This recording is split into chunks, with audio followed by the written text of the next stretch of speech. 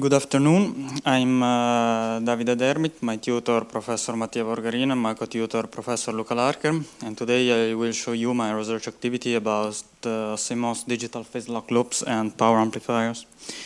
So here the agenda of the talk. I will start briefly discussing the motivations of my research activity, and then I will go through the topics faced during the activity, and finally the conclusion.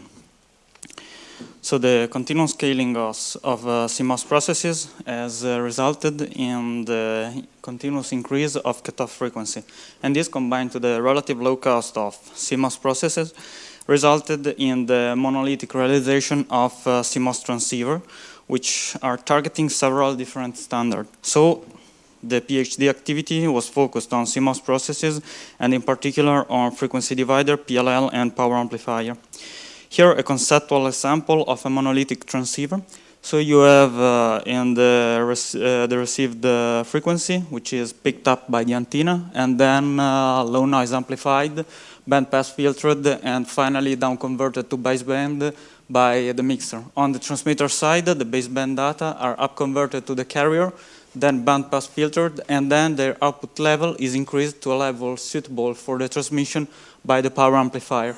Of course, all the tones useful for the down and up and down conversion processes are generated by the frequency synthesizer, which is usually based on a PLL, and which receive as input a stable and low noise reference signal. So typically in the PLL feedback path, you find a programmable frequency divider. A really successful architecture to realize a truly modular and low power frequency divider in integrated technology is depicted here, and there you have the reference. Is based on a cascade of n divided by 2 and 3 cell, which allow to realize all the division model in the range which is specified there. So inside each of this cell, you find some digital logic, some digital gates, plus some flip-flops. And in practice, if the P control bit is equal to 0, as you can see here, the end-of-cycle logic is cut out the circuit, and so the resulting division model is 2. Otherwise, if the P bit is equal to 1, then the EOC logic is swallowing one period for each cycle, and so as you can see here, the resulting division model is equal to 3. So of course you can realize the logic gates and the flip-flop using the standard CMOS logic, but if it were possible to reduce the swing, the voltage swing, which is rail-to-rail in CMOS logic, then the resulting operating speed would be higher. And this is the idea at the basis of the SL logic, which here you see a D-latch realized in this logic. So a brief design method can start from, for example, the current consumption and the voltage swing you have here, and this sets the resistor load value. And then again with the voltage swing, you can set the gate DC bias of M3 and M4. And finally, you choose M1, M2, the gate bias here, in order to keep the MOS current source saturated. Finally, for example, a way to choose the W of the transistor can be maximizing the FT at the given ISS value. Another purely digital logic, which is operating at high frequency, is the TSPC logic. Here you see again a D-latch in this logic, and both the SCL and TSPC logic have been used, as we will see after, so I have introduced them to you. Another interesting way to realize the fixed modulus divided by 2 circuit in integrated technology is depicted here. So it's based on these two latches arranged as you can see here. So in practice, both of the 2 latches are composed of 2 sense devices, a regenerative loop, and finally the 2 pull-up devices, which are the PMOS transistors. So in practice, if the 2 PMOS transistors are off, then the circuit is in the sense mode, meaning that the retained data in these 2 nodes can be varied. Otherwise, if the 2 PMOS are on, and then the stored data in the regenerative loop is retained, so the circuit is in the so-called store mode. So we have used this architecture in the realization of tunable sensitivity divided by 256 frequency divider, as you can see here. And in practice, the idea is, the goal is realizing a multi-band microwave radiometer. And if you need to do this, you need a VCO, which is able to be tuned over multiple bands. And so it will be handy a way to electronically control on chip the sensitivity of the frequency divider in order to adapt it over the band. So here the idea, referring to the divide by 2 circuit that I have shown you before, you can see that if you nullify the input signal, the resulting the circuit tend to self-oscillate to a frequency which is given by the DC bias of the PMOS transistor. And in particular, the lower the DC bias, the higher the current that is pumped in the output node, and so the higher the output self-oscillation frequency. So the idea in practice is to choose the 2 DC level in order to obtain 2 self-oscillation frequency which are roughly half the 2 frequency at which you want the maximum of the sensitivity. So here the microphotograph of the prototype that we have realized to prove this concept. Here the measured output voltage, and here the measured sensitivity, which proves the concept showing the 2 minimum at these 2 frequency. Slightly shift with respect to the previous one because we were not able to do the extraction of the layout because we have not the software. So this brings us to the second part of the PhD activity, which is focused on digital phase lock loops. And practice the design goal for a wireless application are, of course, reducing costs as usual, and also reducing power consumption to save battery lifetime. And both these 2 goals can be better achieved with preferring digital circuits to analog one. So in addition, for a deep submicron CMOS process, you have quite low supply voltage, relatively high threshold voltage, so the voltage headroom to implement analog function is quite limited. So the idea in practice, as you can see here, is passing to an analog realization of the PLL to a digital one. So in practice, moving the phase frequency comparison problem to the digital domain, and then substituting each of the block with their digital counterpart. The standard design process of a PLL, for example, can start from the reference frequency and the division module, and these 2 parameters set the output frequency. And then, based on phase noise consideration, you set the bandwidth, which in turn set the settling time. Then you describe all the block of the loop in the S domain with linear model, so that you obtain an LTI model, which is describing the overall loop, and you use it together with the control system theory in order to design a system which meet the specification that you have. But this is, of course, a quite long process full of maths and requiring several iterations if you decide to change something in the loop. So during my internship activity in entropy communication, I developed a design assistant which comes in the friendly form of a graphical user interface MATLAB-based software. And this software receives as input what I have described to you before, so the LTI domain model of the loop and the specification in terms of phase noise, bandwidth, etc. And then it designs a loop filter which is able to meet the specification that you have imposed.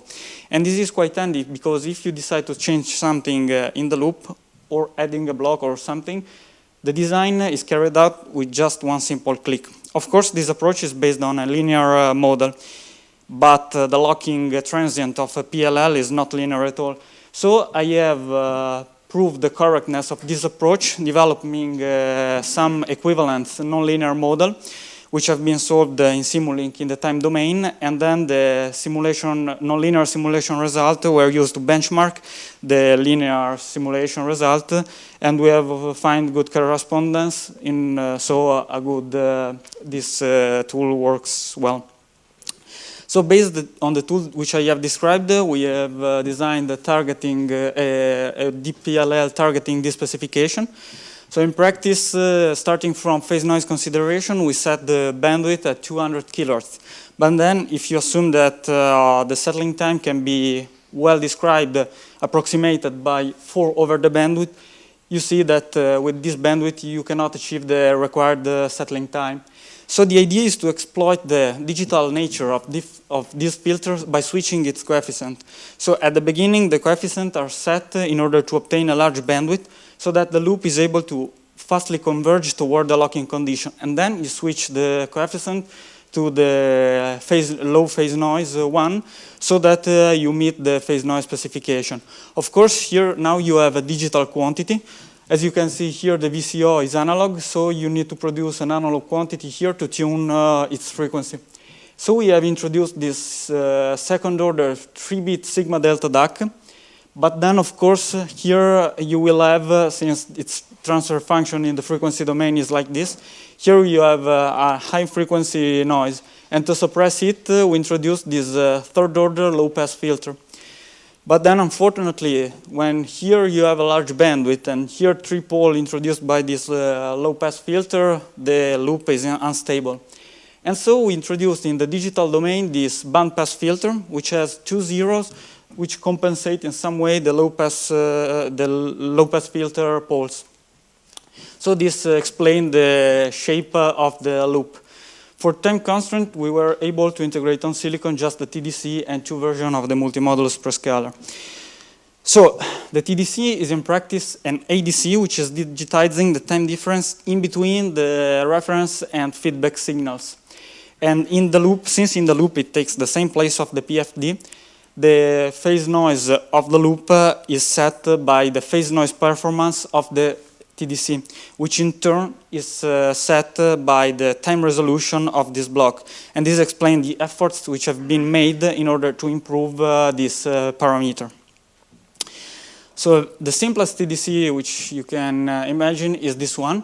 You have the reference signal which is propagating through a chain of n-1 delay, and the feedback signal which is taking, let's say, a picture of the reference signal in n-1 times del1 time window.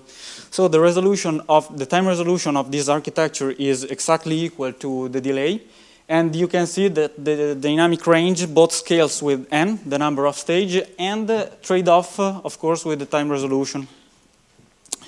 So with this kind of architecture, you can prove that the phase noise produced by the TDC at the output of the synthesizer is given by the first equation. As you can see, this is a white noise in frequency.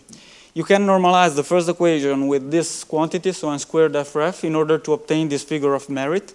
And then either using the phase noise specification or the equivalent BFM value, you can find how, which delay you need to meet the specification. So for example, assuming a phase noise of minus 109 dBc over Hertz, the required TDL is about 6 picoseconds. Another interesting approach, really smart architecture, which has been patented by its author for realizing a TDC is depicted here. So in practice, you have the start signal, the reference signal, so, which enable a ring oscillator, which is the time base of the system. And then the feedback signal inhibit the oscillation of the gated ring oscillator. And the net result is that, as you can see here, the phase of the ring oscillator is conserved in between the measurements. And this is a very interesting feature because you can find that the resulting quantization error is given in the time domain by this equation, which when translated in the frequency domain gives a noise which is no more white as before, but is first order shaped. So as a sigma delta DAC will be lower at lower frequency. And in practice you can find, let's say, the same minus 109 dBc over Hertz, which with a delay which is higher than the 6 picosecond. So in collaboration with the University of Nice, we have tried to develop a TDC giving the same phase noise characteristic. The architecture is depicted here, based always on a ring oscillator, not gated to avoid the patent, of course. And the idea is that in the locking condition, the time in between the reference and the first divider edge is equal to the time in between the same divider edge and the next reference edge. So that in the locking condition, the two signals are in phase opposition. Unfortunately, it turned out that this architecture is not able to give the same phase noise shaping, but is indeed able to scramble the mismatch inside the ring oscillator elements. And this gives some better performance than the standard TDC, the first one that I have shown you. So with reference signal of 100 megahertz and 6 picosecond delay, you have an output word which is 12-bit long. Here the layout of the proposed TDC, and then the last part of the work on the DPLL is the integration of two frequency divider which are multimodulus, and in particular with 5-bit. So both of the divider are based on the same architecture. So you have for both of them a 3-bit gray counter as the programmable counter, and the difference is in the multimodulus per scalar, which in one version is based on SCL topology, and in the other one based on the TSPC topology. That's why I have introduced them to you before. Again, this work has been done in collaboration with the University of Nice. And here you can find the layout of the two blocks. Of course, both the two frequency divider and the TDC have been already taped out and come back from the foundry. So now on-chip measurement must be performed. Okay. This leads us to the last part of the PhD activity based on power amplifier. So in a typical mobile wireless product, you have the great majority of the power dissipation due to the transceiver in general and to the PA in particular. And this explains the need to produce high efficiency structure. So the goal is realizing a millimeter wave power amplifier, so targeting the 60 gigahertz bandwidth. And here in table, I have summarized the state of the art about millimeter wave PA in order to extract, let's say, some design guideline for the PA. So it turns out from the table that the topology which are most commonly employed are either the common source or cascade configuration, usually exploiting the power combining idea. And then the power device is usually around 80 micrometer wide and operated in class A. So if you decide to realize the required output power with just one big transistor, of course you require it to face great stress because both the current and voltage swing are high. So the idea is to split the power generation into more parallel branches so that each active device is required to face a lower stress, and then at the output you combine additively all the power in order to obtain the required power level on the load. So the design of such an architecture required the co-design of the driver, the actives, and the power and matching networks. And for this feasibility study, we focused on the actives characterization because the technology used is quite new, and we need to understand how reliable are both the CAD models and the extraction tool.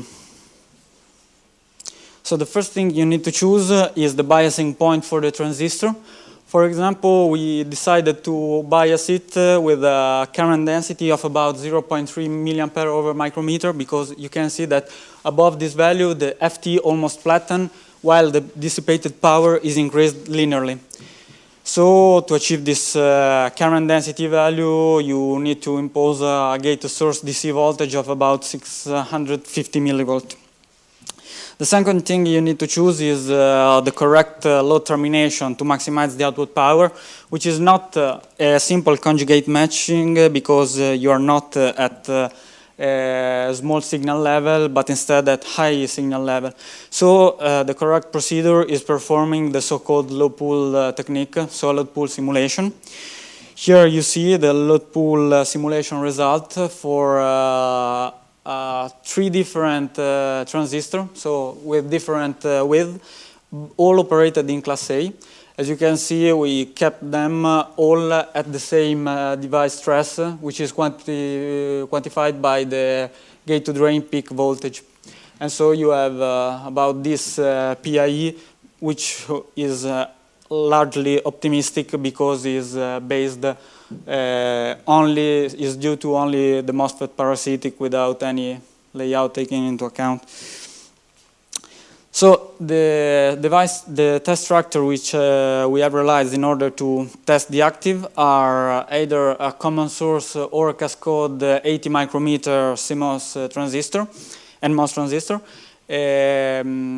And this 80 micrometer structure has been obtained by using a basic cell, which for the common source is depicted here, and then matrix combining this basic cell. So in practice, you have the source of the transistor, which is gathered in M1 to 3 at the 2 sides for power to meet the electron migration rule. Here, a little bit of metal is missing, so here is short-circuited. And the gate is gathered in M8 here and at north. And finally, the drain is gathered in M10 above the cell. For the cascode topology, you have the same idea. So again, here some metal one is missing. These 2 nodes are short-circuited. You have the source of the tail MOS, which is gathered in M1 to 3 at the 2 sides of the architecture. The gate connected, the gate of the tail connected here in M8, while the gate of the cascode transistor connected up there in M4 because it's a simple DC voltage. Finally, the drain is again connected. The drain of the cascode is again connected in M10 above the cell. The source of the common gate transistor and the drain of the common source transistor are connected together, as you see here, directly inactive without any metal to reduce the parasitic capacitance. So to summarize this activity, here the list of the topology, the test structure realized. So 2 common source 80 micrometer transistor and 1 cascode 80 micrometer transistor. In collaboration with University of Pavia and ST Microelectronic, we also integrated on silicon the calibration kit in order to perform the embedding of the measurements. So to conclude, here the list of the topics, the blocks designed during the PhD activity. We have 2 prescaler in under 30 nanometer CMOS process. Then the activity on PLL, so the modeling, nonlinear modeling of the PLL and the development of the design assistant, which which have brought the realization on silicon of TDC and 2 versions of the same programmable frequency divider in a 65 nanometer CMOS process. And finally, the realization of the test structure in a 32 nanometer process in the frame of a feasibility study for a millimeter wave power amplifier. So the list of publication concludes my talk. Thank you for your kind attention, and if you have any question.